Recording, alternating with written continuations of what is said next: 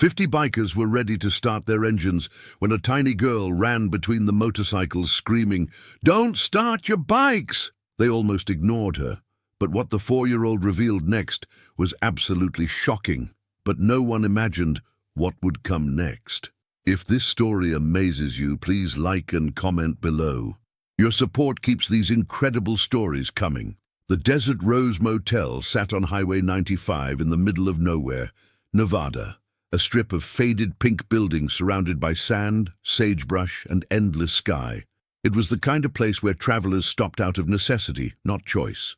Cheap rooms, questionable plumbing, but the air conditioning worked and the beds were clean enough. At 6:30 a.m. on a scorching July morning, the parking lot was filled with 50 Harley-Davidson motorcycles, the Brotherhood MC on their annual ride from Los Angeles to Sturgis. They were an impressive sight, men ranging from their 40s to 70s, leather vests covered in patches, chrome gleaming in the early sun.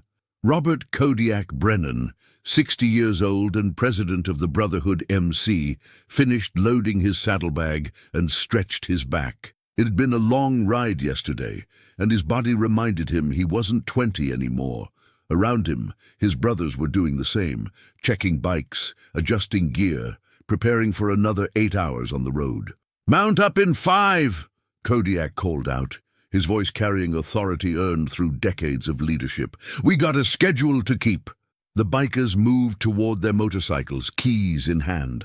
Kodiak walked to his custom 2020 Road King, running his hand over the gas tank with the affection of a man who'd ridden this machine through 20 states. He inserted the key and was about to turn it when he heard something that made him freeze. "Stop! Don't start your bikes!" And the voice was high-pitched, desperate, and completely out of place. Every head turned toward the source. A little girl, couldn't have been more than 4 years old, was running toward them from the direction of the motel office. She wore pink pajamas with unicorns on them, her black hair flying behind her, her small face twisted with terror. "Don't start them! Please don't start them!" She was crying now, stumbling over her own feet in her panic. Kodiak pulled his key from the ignition and stepped away from his bike. The other bikers did the same, looking at each other in confusion. Some laughed nervously, others looked annoyed at the interruption. "What the hell?" muttered Snake, Kodiak's VP. "Where'd this kid come from?" The little girl reached them and stopped, gasping for breath, tears streaming down her face. She was terrified, not just scared, but absolutely petrified. And Kodiak, who'd raised 3 daughters and had 6 grandchildren, recognized genuine terror when he saw it. He knelt down to her level, making himself less intimidating. "Hey there, sweetheart. What's wrong? Why shouldn't we start our bikes?" The girl looked up at him with huge brown eyes filled with tears. "Because the bad man put something in them. In the night, I saw him. He said they would go boom, like a bomb. He said boom and laughed." A cold sensation crawled up Kodiak's spine. "What bad man, honey? Where's your mama?" "Mama works here. She cleans rooms. I live here in room 3. I was looking out the window because I couldn't sleep, and I saw the bad man. He was doing something to all the motorcycles. He had a bag and tools, and he opened parts and put things inside. It took him a long time, all night almost." Kodiak exchanged glances with Snake. The VP's expression had gone from annoyed to deadly serious. If what this kid was saying was true, if someone had actually sabotaged their bikes, they'd just been seconds away from disaster. "Bear," Kodiak called to their club's mechanic, a man who could take apart and rebuild an engine blindfolded. "Get over here. We need to check something." Bear approached, wiping grease from his hands. He was a massive man, 6'6", built like his namesake, with 30 years of experience as a motorcycle mechanic. "What's up, boss?" "Minnie, this little girl says someone tampered with our bikes last night, says they put something inside them, something that would go boom." Bear's face went pale.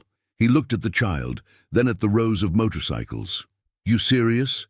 "Dead serious. Check them. Start with mine." Bear knelt beside Kodiak's Road King and began a careful inspection. The other bikers had gathered around now, all pretense of humor gone. If someone had sabotaged 50 motorcycles, this wasn't a prank. This was attempted murder. After 5 minutes, Bear sat back on his heels, his face gray. "Boss, you need to see this." Kodiak looked where Bear was pointing. Attached to the bike's ignition system, hidden behind the cover plate, was a small device. Wires, a battery pack, and what looked like a small explosive charge. It was crude but effective. When the ignition turned on, it would have detonated. "Jesus Christ," Snake breathed. "That would have killed you, Kodiak. Probably anyone standing nearby, too." Kodiak felt ice in his veins. He'd been seconds away from turning that key, so had 49 other men, if this little girl hadn't warned them. He turned back to the child, who was still standing there crying, clearly traumatized by the adult's reactions. "Sweetheart, what's your name?" "Emma," she whispered. "Emma Rodriguez." "Emma, you just saved my life. You saved all our lives. You're a hero, you understand? A real hero." Within minutes, the mood in the Desert Rose Motel parking lot had transformed from casual morning departure to military-grade crisis response. Kodiak had immediately called 911, and the Nevada State Police were en route. But more urgently, Bear and 3 other mechanics were carefully checking every single motorcycle in the lot. The news got worse with each inspection. 18 bikes had been sabotaged. Not all of them, but enough. The devices were all the same, crude but deadly, designed to detonate when the ignition engaged. If those 18 riders had started their bikes simultaneously, we'd be looking at multiple fatalities, Bear said quietly to Kodiak. "These aren't sophisticated, but they don't need to be. Small explosive charge right next to the gas tank. That's enough to cause a chain reaction. The whole parking lot would have gone up." Kodiak felt rage building in his chest, cold, controlled rage that was far more dangerous than hot anger. Someone had tried to murder his brothers. Someone had planted bombs on their motorcycles while they slept. Emma sat on a bench outside the motel office, wrapped in a blanket despite the desert heat. Her mother had been located, Maria Rodriguez, a woman in her 30s who worked as the motel's housekeeper. She was holding Emma tightly, rocking her, both of them crying. Kodiak approached them gently. "Mrs. Rodriguez, I'm Robert Brennan. Your daughter saved our lives this morning. I need to ask her some questions, if that's okay. The police will want to know too, but I'd like to hear it first." Maria looked up at him with red eyes. "Emma said she saw a man. She woke me up crying, saying the motorcycle men were going to die. I thought she had a nightmare. I almost didn't believe her. I'm very glad she insisted," Kodiak said. He knelt in front of Emma again. "Emma, I know you're scared, but you're safe now. All these big guys here. We're going to make sure nobody hurts you or your mama, but I need you to tell me about the bad man. Can you do that?" Emma nodded, wiping her nose on the blanket. "He came in a truck, a white truck. It was dark, but the parking lot lights were on. I was awake because it's too hot and I was thirsty. I saw him park the truck and get out. He looked around like he was being sneaky. Then he opened the back and got a bag and tools." "What did he look like, honey?" "Tall. He had a hat like a baseball hat and a mustache. And he walked funny like." She demonstrated a slight limp. "Like his leg hurt." "That's real good, Emma. What did he do?" "He went to the motorcycles and started opening them up, like he was fixing them. But Mama says you don't fix things in the middle of the night when people are sleeping. He kept looking at the motel like he was worried someone would see. It took him a long time. He did lots of motorcycles, and when he was done, he laughed. He said boom, really quiet, and laughed and drove away." Kodiak felt his jaw clench. This wasn't random vandalism. This was calculated, deliberate, attempted mass murder. "Did you see which way he drove?" Emma pointed toward the highway. "That way, toward the mountains." Snake appeared at Kodiak's shoulder. "Boss, you need to see something. We found it in the dumpster behind the motel." They walked to the dumpster, leaving Maria to comfort Emma. Inside, partially covered by garbage bags, was evidence of the sabotage. Wire cutters, electrical tape, empty boxes that had contained detonators, and a receipt. Kodiak picked up the receipt carefully with a napkin. It was from a hardware store in Las Vegas, dated 3 days ago. Multiple purchases, wire, batteries, electrical components. And at the bottom, a partial credit card number and a name, D. Sutton. "We know anyone named Sutton?" Kodiak asked. "Not off the top of my head," Snake said. "But someone wanted us dead, Kodiak. All of us. This wasn't targeting one person. This was meant to take out the entire club." "Or send a message," added Reaper, the club's sergeant-at-arms. "What better way to scare motorcycle clubs than blowing up 50 riders at once?" Kodiak thought about that. The Brotherhood MC wasn't a criminal organization. They were a legitimate riding club, mostly veterans and working-class guys who loved motorcycles. They didn't deal drugs, didn't run guns, didn't get involved in territory wars with other clubs. So why would someone target them? Unless... "The motel," Kodiak said suddenly. "This place. We stayed here last year too, didn't we? Same route, same stop." Snake nodded slowly. "Yeah, and the year before that. We've been coming here for 5 years running. Same time every summer, heading to Sturgis. So someone knew we'd be here. Someone planned this in advance, knowing our route, knowing where we'd stop." Kodiak looked at the Desert Rose Motel, the faded pink buildings, the flickering neon sign, the office with its barred windows. "We need to talk to the owner." The motel owner was a man named Frank Delacroix, mid-50s, with the look of someone who'd been living in the desert too long. He came out of the office looking nervous when he saw the assembled bikers and heard the approaching police sirens. "What's going on? What's all this commotion?" Kodiak walked up to him, every inch of his 6'2" frame radiating controlled menace. "Someone sabotaged our motorcycles last night, Mr. Delacroix. Put bombs on them." "Were you here last night?" "Bombs? That's crazy. I don't know anything about—" "Answer the question. Were you here?" Frank Delacroix's eyes darted nervously between Kodiak and the growing crowd of bikers. I was here until about 10 p.m. Then I went home. I live in town, about 15 miles away. I come back in the morning to open up." "Who else has access to this property at night?" Kodiak demanded. "Just Maria, the housekeeper. She lives on site in room 3 with her daughter, and the night clerk, Danny, but he quit last week. Haven't replaced him yet." "Security cameras?" "We got one over the office door, but it's been broken for months. Haven't had the money to fix it." Convenient, Kodiak thought. Very convenient. "You know anyone named D. Sutton?" Frank's face changed, just for a second, a flicker of recognition before he controlled it. But Kodiak had been reading people for 60 years. That reaction told him everything. "Never heard of him," Frank said, but his voice was too quick, too defensive. Snake stepped forward. "Funny thing, Frank. We found evidence in your dumpster, bomb-making materials, receipt with a name on it. And now we're going to wait here for the state police to arrive, and they're going to ask you the same questions. Only they've got ways of making people tell the truth." "I don't know what you're talking about." "This is my motel. I run a legitimate business." "Then you won't mind if we search the office," Kodiak said. It wasn't a question. "You can't do that without a warrant. Then we'll wait for the cops and let them do it. But you standing here acting guilty isn't helping your case, Frank." The Nevada State Police arrived 10 minutes later, 3 patrol cars and a bomb squad van from Las Vegas. Lieutenant Sarah Morrison, a woman in her 40s with sharp eyes and no-nonsense demeanor, took control of the scene immediately. "Someone want to tell me what we've got here?" she asked. Kodiak explained everything. Emma's warning, the devices found on 18 motorcycles, the evidence in the dumpster, Frank's suspicious behavior. Lieutenant Morrison listened carefully, her expression growing grimmer. "Bomb squad, start with the motorcycles. Check every single one, photograph everything, handle it like the crime scene it is." She turned to Frank. "Mr. Delacroix, I'm going to need to search your office and your property.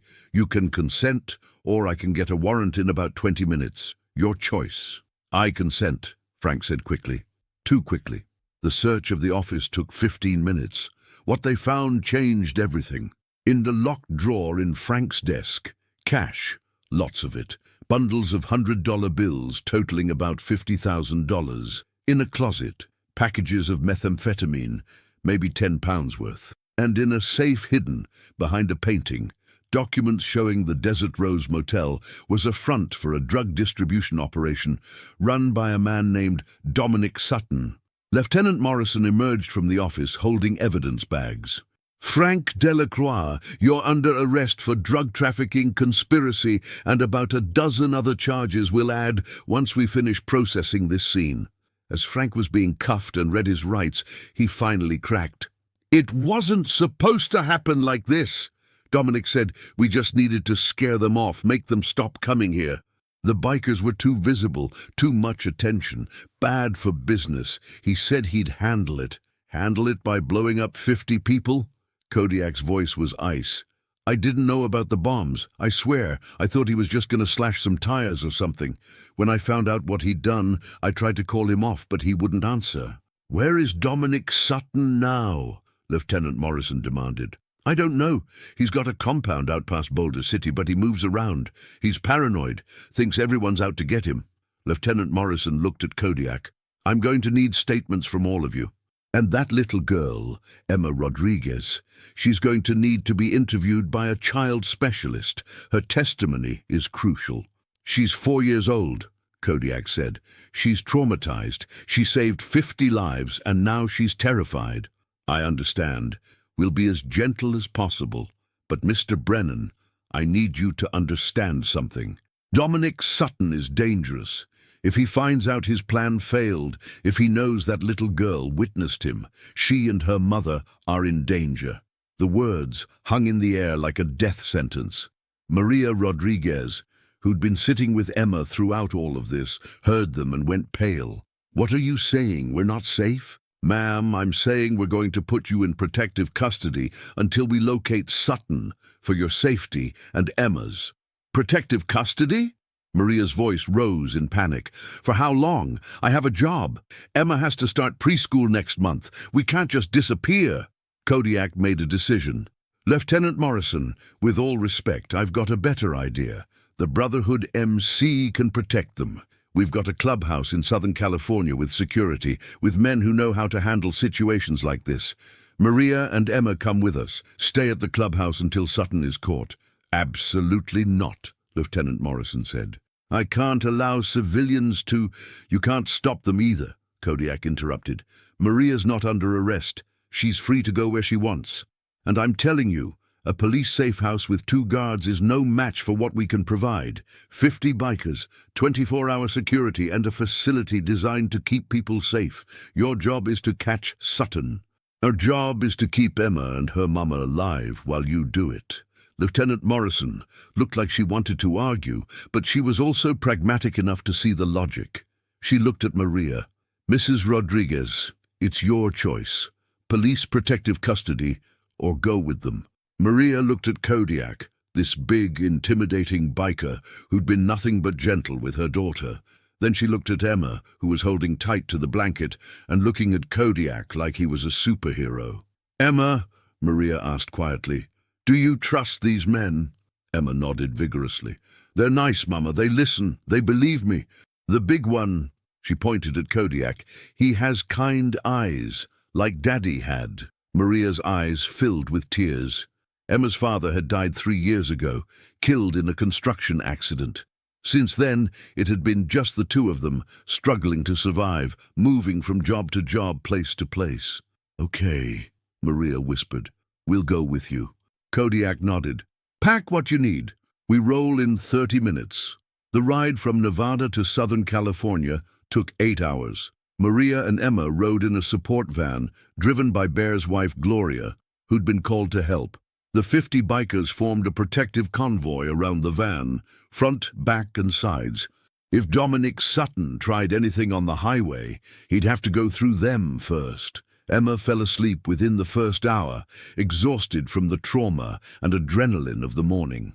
Maria sat beside her daughter, watching the desert landscape roll by, trying to process how her life had changed in a single day. Gloria, a kind woman in her 50s who'd been married to Bear for 30 years, glanced at Maria in the rearview mirror. "You doing okay back there, honey?" "I don't know what I'm doing," Maria admitted.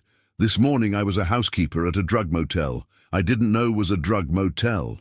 Now I'm in witness protection with a motorcycle club because my 4-year-old daughter stopped a mass murder. Emma's an amazing little girl, Gloria said.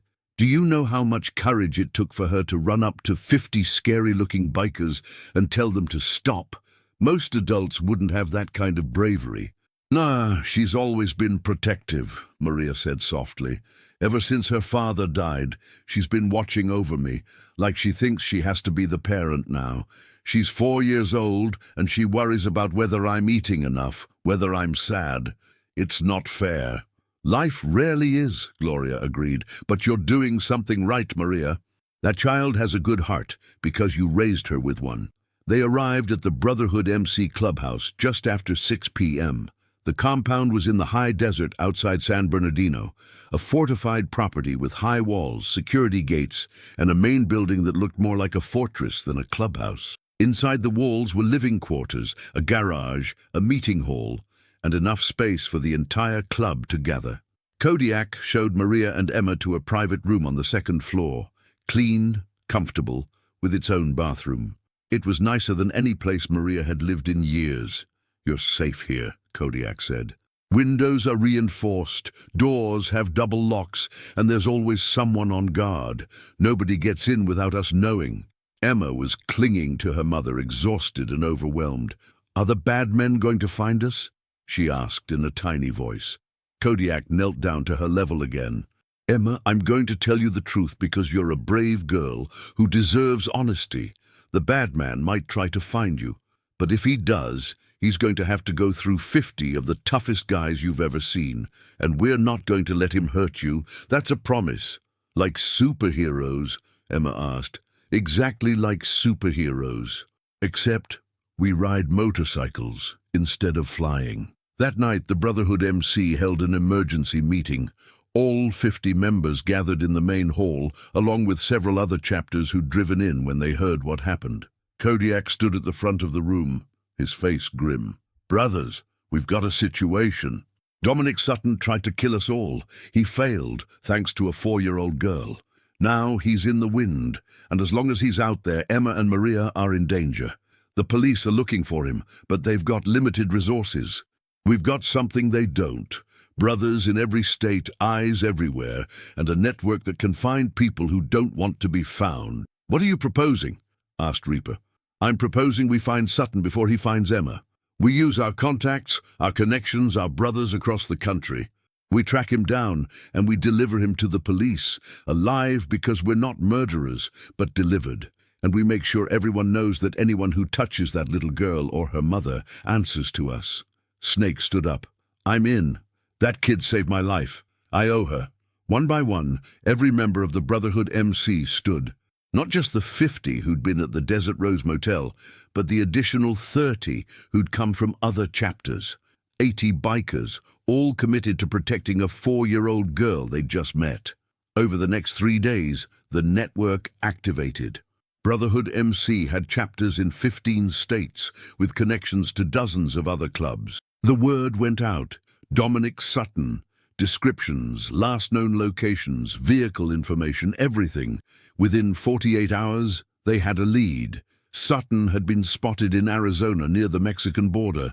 He was preparing to run, to disappear into Mexico where extradition would be difficult. But he'd made a mistake. He'd stopped at a truck stop where one of the employees was the cousin of a Brotherhood member. Kodiak got the call at 2 a.m. on the third night. He immediately contacted Lieutenant Morrison, who coordinated with Arizona authorities. Within hours, a joint task force was moving on Sutton's location. The arrest happened at dawn. Dominic Sutton, attempting to cross the border with fake documents and a truck full of cash and drugs, was surrounded by local police, state troopers, and federal agents. He tried to run, was tackled, and arrested without shots fired. When Kodiak got the confirmation call, he immediately went to tell Maria. She was in the clubhouse kitchen, helping Gloria prepare breakfast. Emma was coloring at the table, guarded by 3 bikers who'd appointed themselves her personal protection detail. They got him, Kodiak said. Sutton's in custody. He's not getting out. They're charging him with attempted murder, terrorism, drug trafficking. He's looking at life in prison. Maria's legs gave out, and she sat down hard on a kitchen chair. It's really over? It's really over. You're safe. Emma's safe. Emma looked up from her coloring. The bad man can't hurt us anymore. The bad man is going to jail for a very, very long time, Kodiak assured her. What happened next surprised everyone. Emma got up from her chair, walked over to Kodiak and hugged his leg, the only part of him she could reach at her height. Thank you for protecting us, she said. You're my hero. To Kodiak, who'd kept his composure through combat, loss, and decades of hard living, felt tears sting his eyes. He picked Emma up gently and held her. You're the hero, little one. You saved 50 lives. We just returned the favor. Over the next few days, the full story came out through police investigations and Sutton's confession. The Desert Rose Motel had been a drug distribution hub for 3 years. Sutton had gotten increasingly paranoid about law enforcement, and the annual visit from the Brotherhood MC, 50 bikers, highly visible, often chatting with local police, made him nervous. He decided to eliminate what he perceived as a threat by killing them all, making it look like a motorcycle malfunction. He'd spent weeks planning it, learning about motorcycle engines, buying components, watching YouTube videos on how to make explosive devices. The night of the sabotage, Frank Delacroix had been in on it initially, but lost his nerve when he realized Sutton was actually going to kill people. By then, it was too late to stop it. If Emma hadn't been awake, looking out her window, witnessing the sabotage, and having the courage to warn the bikers, 50 men would have died in a coordinated explosion that would have made national news. Lieutenant Morrison called Kodiak a week after the arrest. Mr. Brennan, I wanted you to know that the district attorney is recommending Emma Rodriguez for a civilian commendation. What she did was extraordinary. Also, the reward money from the FBI's drug task force. There was a standing reward for information leading to Sutton's arrest. That money goes to Emma and her mother. It's $50,000. Kodiak was quiet for a moment. $50,000? Yes, it'll be put in a trust for Emma until she's 18, but Maria can access some of it for immediate needs, housing, education, whatever they need. When Kodiak told Maria, she broke down crying. $50,000, that's more money than I've seen in my entire life. Emma can go to college. We can get a real home. I can stop working 2 jobs. You deserve it, Kodiak said, both of you. But Maria, I need to ask you something. What are you going to do now? You can't go back to the Desert Rose Motel, obviously. Where will you go? Maria looked around the clubhouse that had been her home for the past week. Emma had thrived here. The bikers had spoiled her, teaching her about motorcycles, letting her draw pictures on their arms with washable markers, treating her like a beloved niece. And Maria herself had felt safer here than anywhere in years. I don't know, she admitted. I don't have family, no ties anywhere. I've been drifting since my husband died, just trying to survive. What if you didn't have to drift anymore? Kodiak asked. What if you had a home base, a community, people who'd watch your back? What are you saying? I'm saying the Brotherhood takes care of its own, and you and Emma are ours now. We've got connections all over Southern California. We can help you find a job, a place to live, get Emma into a good school. You won't be alone anymore. Maria looked at this man who'd shown her and her daughter such kindness. Why would you do all this? You barely know us. Because your daughter saved my life, Kodiak said simply. Because you're raising an amazing kid who had the courage to do the right thing even when she was terrified. Because in my club, family isn't just blood. It's who shows up when you need them. And you need us, so we're showing up. 2 months later, Maria and Emma moved into a small house in Riverside, California. Nothing fancy, but safe, clean, in a good neighborhood. Maria had a job at a local hospital in the housekeeping department with benefits and decent pay. Emma was enrolled in preschool, where she immediately made friends and became known as the girl who saved the bikers. The Brotherhood MC visited regularly. Kodiak became like a grandfather to Emma, teaching her about courage, honor, and standing up for what's right. On her 5th birthday, the entire club showed up with presents, cake, and a custom-made children's motorcycle helmet with her name on it. "For when you're old enough to ride," Kodiak told her, ruffling her hair.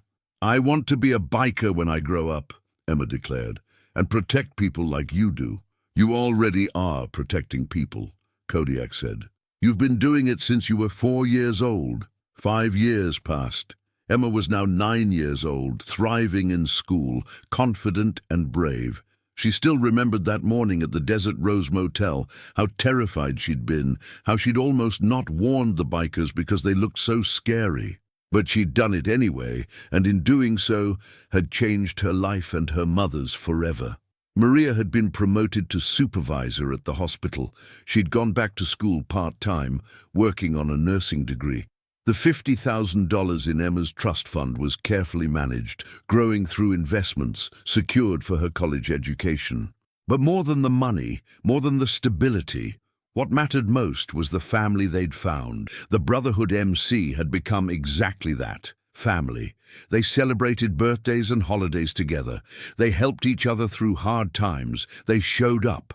On the 5th anniversary of that morning in Nevada, the Brotherhood MC held a special memorial ride. 50 motorcycles, the same 50 that had been targeted, rode from San Bernardino to the Desert Rose Motel, which had been shut down and was now abandoned. They rode in formation, with Emma sitting on the back of Kodiak's bike, her first real ride, wearing her custom helmet and grinning with pure joy. At the motel, they held a small ceremony. Lieutenant Morrison was there, now retired but still in touch with the case. The local police chief came, and several news crews, because the story of the little girl who saved 50 bikers had become something of a legend. 5 years ago, Kodiak said, addressing the crowd, a 4-year-old girl had a choice. She could stay quiet, stay safe, not get involved with the scary-looking men in leather. Or she could run out in her pajamas and warn us that someone was trying to kill us. She chose courage. She chose to act. And 50 families still have their fathers, brothers, sons, husbands because of that choice. He turned to Emma, who stood beside him looking much older than 9, but still with those same kind, brave eyes. "Emma Rodriguez, you've been awarded the FBI Director's Community Leadership Award, multiple commendations from law enforcement agencies, and the gratitude of every person in the Brotherhood MC. But more than any of that, you've earned something else. Respect. The respect of men who don't give it easily. The respect of people who know courage when they see it." The Brotherhood MC members all raised their fists in salute, their highest honor. And Emma, surrounded by 50 bikers who'd become her extended family, smiled with tears in her eyes. Later, as they prepared to ride back, Emma asked Kodiak, "Do you think if it happened again, I'd still be brave enough to do it?" Kodiak knelt down to her level, something he'd been doing for 5 years now. "Emma, courage isn't something you use up. It's something you build. Every time you choose to do the right thing, even when you're scared, you get stronger. You've got more courage at 9 years old than most people develop in a lifetime." "Because you taught me," Emma said. "No," Kodiak corrected gently. "We just showed you what you already had inside. You were brave before you ever met us. We just gave you a safe place to keep being brave." That evening, at the Brotherhood Clubhouse, they held a barbecue, a celebration of life, of family, of the strange and wonderful ways that people could save each other. Emma ran around with the other children of club members, playing and laughing. Maria sat with the other partners and spouses, no longer the outsider, but fully part of the community. And Kodiak, watching it all, felt something he hadn't felt in decades: complete peace. He'd spent his life riding, fighting, surviving. He'd seen war and loss and hardship.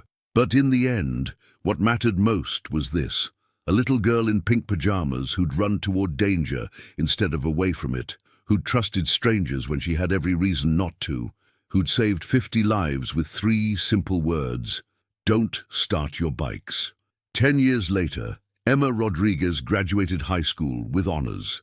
She'd been accepted to several universities with full scholarships. At her graduation, surrounded by her mother and 50 bikers in their best leather, she gave a speech. "When I was 4 years old," she said, "I learned the most important lesson of my life, that courage isn't about not being scared. It's about doing what's right even when you're terrified. I looked out a window and saw something wrong, and I had a choice. Ignore it or act. I chose to act, and that choice gave me a family I never expected. The Brotherhood MC taught me about honor, loyalty, and what it really means to protect people. Now I'm going to college to study criminal justice. I want to be a police officer and eventually maybe FBI. I want to spend my life protecting people, just like the bikers protected me and my mom." In the audience, Kodiak, now 70 years old, grey beard longer, face more weathered but eyes still sharp, felt tears rolling down his face. He wasn't ashamed. This girl, this amazing young woman, had saved his life when she was 4 years old. Now she was going to spend her life saving others. After the ceremony, Emma found Kodiak and hugged him tight. "Thank you," she whispered, "for everything, for believing me, for protecting us, for being my family." "Thank you," Kodiak replied, "for reminding us why we wear these patches, for showing us that sometimes the bravest warriors come in the smallest packages, for being you." And as the sun set over Southern California, 50 motorcycles fired up their engines, checked, secured, safe, and rode into the evening, their rumble echoing like thunder. At the front rode Kodiak, and behind him, on her own small motorcycle now that she was 18, rode Emma Rodriguez. The little girl who'd stopped 50 bikers from starting their engines had grown up, and now she rode with them. Not as someone they protected, but as one of them, a guardian, a protector, a hero. Because sometimes courage starts with a 4-year-old in pink pajamas, running toward danger and screaming a warning. And sometimes that moment of courage echoes through decades, changing lives, building families, and proving that the smallest voices can carry the most important messages. Don't start your bikes. 3 words that saved 50 lives. 3 words that built a family. 3 words that proved heroes come in all sizes, and courage has no age limit.